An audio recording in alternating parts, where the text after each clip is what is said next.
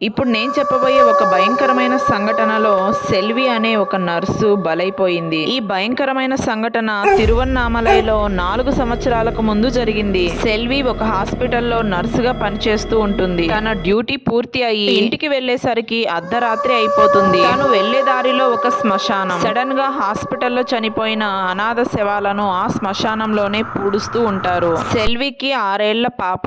తనంటే ఎంతో ప్రాణం. తప్పనిసరి పరిస్థితుల్లో అదే శ్మశానం గుండా ఇంటికి వెళ్తూ వస్తూ ఉంటుంది.